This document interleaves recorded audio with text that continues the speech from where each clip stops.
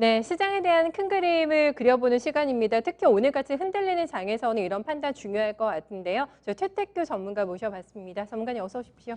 네, 반갑습니다. 네, 시장에 약간 심리를 흔들 만한 요인들이 재료들이 지금 많이 나오고 있습니다. 그 첫 번째가 아마 다시 한번 코리아 디스카운트 요인이 될 만한 부분이 되지 않을까 싶은데요.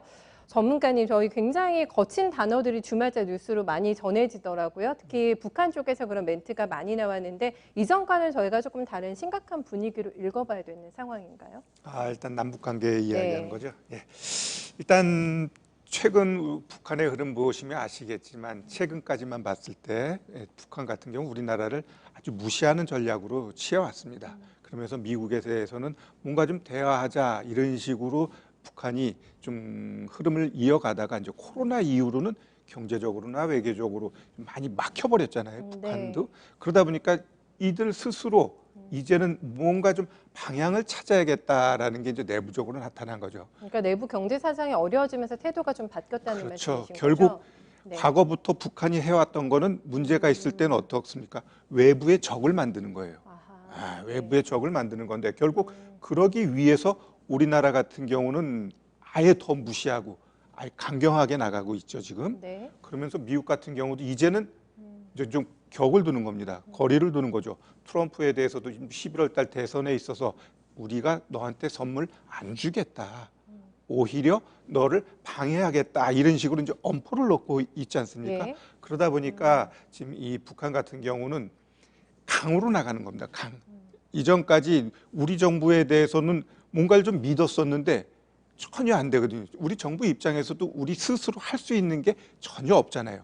미국의 눈치를 봐야 되는 거고 네. 또 유엔의 문제도 있기 때문에 뭔가 북한하고 뭐 개성공단이든 관광이든 스스로 할 수 있는 게 하나도 없다 보니까 북한 입장에서는 이 남한 정부하고는 뭔가 할 수 있는 게 없구나. 그러다 보니까 무시 전략으로 가다가 이제는 이제 아예 강경책으로 나가고 있는 거죠. 공격적으로. 예. 예.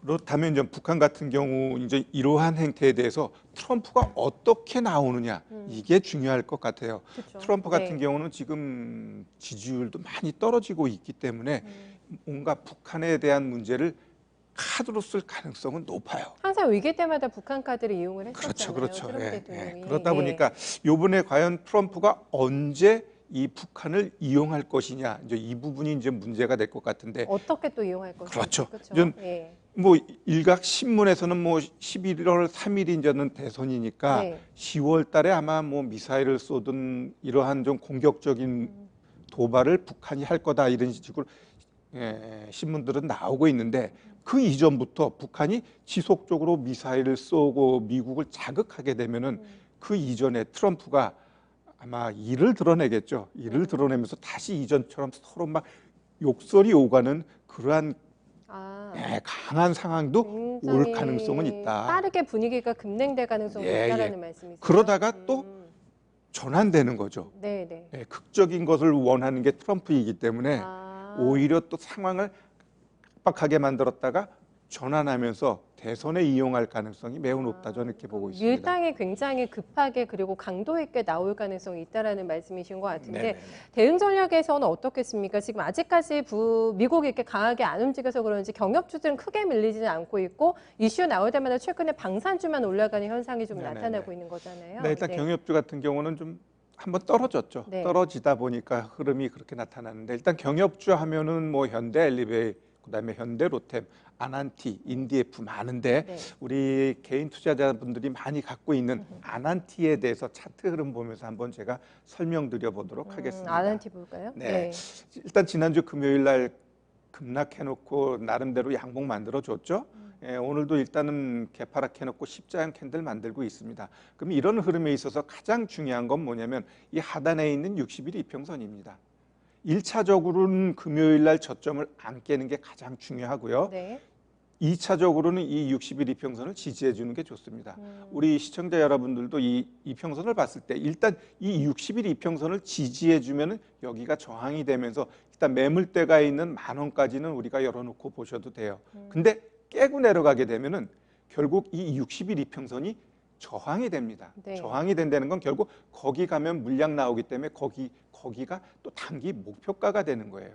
그래서 이 60일 이평선을 지지하나 안 지지하나 그것을 보면서 이 종목은 대응해야 될 것 같고, 일단 흐름상으로는 그닥 좋지는 않아요. 그러면 우리가 1차적으로 금요일 저점 깨게 되면 조금 더 열어놓고 보셔야 될 것 같습니다. 네. 이런 종목이 뭐 실적으로 가는 게 아니고 단순히 뉴스에 의해 움직이는 거기 때문에 결국 이후 뉴스 흐름을 좀 봐야 될 것 같고요. 그러면은 결국 지금 오늘 시장도 가장 강하게 움직이는 게 방산주죠. 방산주들. 네, 뭐 예. 빅텍이나 스페코 같은 경우 10% 이상 급등을 했기 때문에 보유자의 영역인데, 오늘 방산 쪽이 간다라고 봤을 때 한 종목 같은 경우 LIG 넥스원 한번 보겠습니다. LIG 거의 넥스. 다 음봉이긴 합니다. 예. 네. 근데 LIG 넥스원 같은 경우는 오히려 네. 20일 이평선 지켜주고 장중에 급등을 했어요. 동향이 좀 다르네요. 네네네. 네. 일단 스페코, 빅텍 이건 작은 종목이고, 한국항공우주, LIG 넥스원 이런 큰 종목인데, 오히려 이런 종목군들을 오히려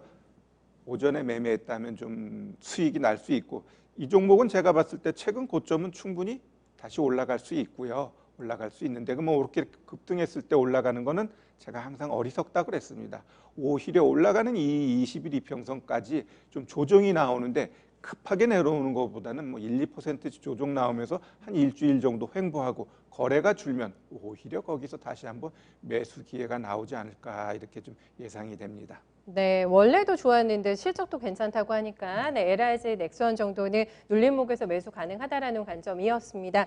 다음은 저희 삼성 바이오로직스 얘기 오늘도 안 할 수가 없을 것 같은데요, 전문가님. 어디까지 올라갈까지 뭐 뛰는 놈이 나는 놈이 있다고 세트론이 아무리 올라가도 계속 격차가 좀 벌어지고 있는 것 같군요. 워낙에 더 빨리 가기 때문에 삼성 바이오로직스가요. 네. 네, 일단 제가 봤을 때 코로나로 가장 수혜를 받는 섹터는 제약바이오라고 그랬고, 네. 또 자기 포트에 한 종목 정도는 갖고 가야 한다, 이렇게 말씀드렸습니다. 항상 이 지금 시장이 코로나가 죽지 않거든요. 그러면은 결국 이 제약바이오 섹터는 시장이 중심이 되면서 올라갈 수 있고요. 그리고 제약바이오는 그 실적이 나오는 기업들도 있지만 실적이 안 나오는 기업들은 거의 성장성만 보고 빚이 많아요. 네. 빚이 많다라는 건 결국 금융 비용이 많이 조달되는데, 지금처럼 마이너스 금리 하에서는 제약바이오 이들 섹터가 더 뭐랄까 메리트가 있는 거죠. 저금리 그렇죠. 하에서. 그래서 그렇죠. 이러한 저러한 것으로 봤을 때 코로나도 그렇고 금리도 그렇고 제약바이오는 움직임이 나타나는데, 자 그러면 이 삼성 바이오로직스 시장 대장주입니다. 시장 대장주. 지금 많이 이격이 벌어졌는데 이 종목이 그럼 과연 어디까지 갈 수 있을까? 증시든 종목이든 의미 있는 가격대는 한번 터치하고 조정을 주게 돼 있어요. 그러면 이 삼성 바이오로직스도 현 시점에서 뭐 일각에서 100만 원 얘기했는데 가능성은 있습니다. 그러면 지금 이 시점에서 그냥 바로 올라갈 것이냐? 예, 저는 그렇게 보고 있지는 않습니다. 우리 그래요? 네, 이 이평선이 이렇게 벌어져 있기 때문에 조정을 주게 돼 있어요. 눌림을 봐야 되고. 그러면 왜 얘가 더 갈 수 있느냐? 우리가 한번 좀 수급을 볼게요. 수급 보시면은 외국인 기관 중심으로 수급이 이루어지고 있습니다. 결국 추가적으로 더 갈 수 있는 수급 여건은 만들어져 있고 시장도 만들어져 있고, 그러면 이 종목이 올라가기 위해서는 결국은 조금 이제 힘이 필요한데, 더 힘을 내기 위해서는 기간 조정, 가격 조정을 받으면 어떻게 돼요? 100만 원 가는 거죠. 근데 여기서 바로 가게 되면은 바로 그냥 탁 터치하고 내려올 가능성이 높기 때문에 제가 봐서는 이런 큰 종목들은 바로 올라가기보다는 좀 어느 정도 기간 조정, 가격 조정 받고 간다라고 보시면 되고, 그렇다고 하면 결국 이런 종목은 어디서 우리가 매수해야 되느냐? 1차적으로는 워낙 벌어졌으니까 한번 5일선까지 아니면은 이 장대 양봉의 중간값까지만 우리가 한번 좀 보아야 될 것 같아요. 장대 양봉의 중간값이 한 76만 3천 원이네요. 76만 3천 원까지 한번 조정을 기다리는 겁니다. 안 오면 다른 종목 많은데, 그러나 한번 일주일, 2주일 기다리면 아마 네. 76만 3천 원 정도까지는 올 수 있다, 이렇게 좀 보여집니다. 결론은 뭐 그때 오면 사면 되는 거고 안 오시면은 많은 거다 이런 관점이셨는데, 네네. 결론적으로는 100만 원은 충분히 터치할 가능성이 있다라는 결론이신 그렇죠. 거죠. 결론적으로는. 네네네네.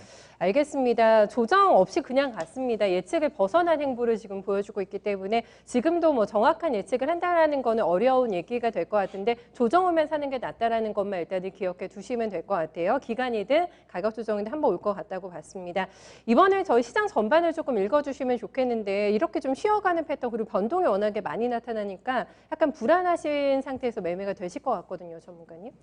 네. 네, 일단 지금 시장은 유동성하고 코로나하고 서로 기싸움이 벌어지고 있습니다. 흥겨룹니다. 네네. 네. 일단 올 한 해만 봤을 때 처음은 코로나가 이겼죠. 아주 급락을 했잖아요. 시장이 아주 뭐 투매를 불러주면서 아주 공포를 줬는데 이후 어떻습니까? 유동성 힘으로 또 급등장을 연출하면서 지금까지는 1대1이에요. 아, 1대1이요. 네, 1대1이에요. 그러면 지금 굉장히 중요한 자리에 이제 우리가 놓여진 거죠.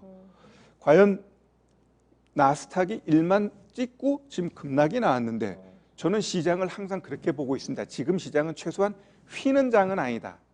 부러지면 부러졌지 휘는 장은 아니다. 근데 1차 부러지는 게 지난주 목요일 날 나왔죠. 5%, 6% 이상 급락하면서 뉴욕 증시가 이제 하락을 했단 말이에요. 그러면 이후 반등 금요일 거 보니까 미약했습니다.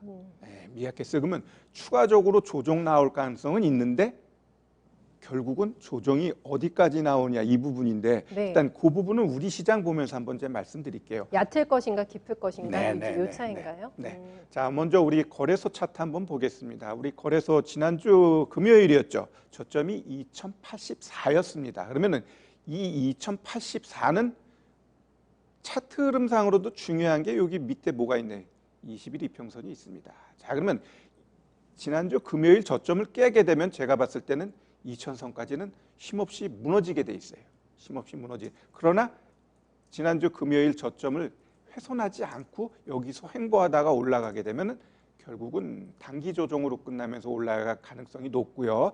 만약에 이전 저점을 이번 주에 깨게 되면은 2000선까지 열어놔야 되고 코로나 이야기가 좀 더 막 부각되게 되면 오히려 1900까지도 열어놓을 가능성이 있어요. 그러면 결국 이 지지 라인에 따라서 조정이 일주가 될 수도 있고 이전처럼 한 달간 조정이 나올 수도 있습니다. 그래서 그러한 지지 라인을 우리가 좀 보면서 가야 될 것 같고 여기서 딱 끝난다라고 말할 수는 없지만 일단 제가 봤을 때는 지난주 금요일 저점이 가장 중요해요. 결국 2080을 지키느냐 안 지키느냐. 지켜주게 되면은 단기 조정으로 끝나는 것이고 못 지켜주면 조금 조정이 길어질 수도 있다. 단 조정 이후 상승 쪽으로 가는 이유는 제가 그 얘기를 했습니다. 나스닥이 1만을 찍고 S&P와 다우가 이전 고점을 못 찍었어요. 그럼 과거 사례로 봤을 때 결국은 큰 조정의 하락은 3대 지수가 다 고점을 만들고 나타났다는 거예요. 2년 동안. 그런 게 3차례, 4차례 반복해서 나타났기 때문에 이번에도 제가 봤을 때는 나스닥이 먼저 찍었기 때문에 결국은 S&P 500이나 다우 지수도 이전 고점 만들어는 그러한 키 맞추기 장세가 연출될 수 있다라고 좀 보고 있습니다. 네, 알겠습니다. 마지막으로 저희 큰 그림 좀 그려주세요, 전문가님. 네, 일단 빅피처 좀 고민이 되는데 일단 조정은 확인하고 들어가자 이렇게 좀 말씀드리고 싶고요. 또 하나 지난주부터 제가 계속 강조했던 거 제약바이오는 내 포트에 하나는 담고 가자. 시장이 조정 줄 땐 더 적극적으로 담자 이렇게 좀 말씀드리겠습니다. 네, 알겠습니다. 변함없는 저희 투자 전략 체킹은 받네요. 네, 전문가님 말씀 고맙습니다. 네, 감사합니다.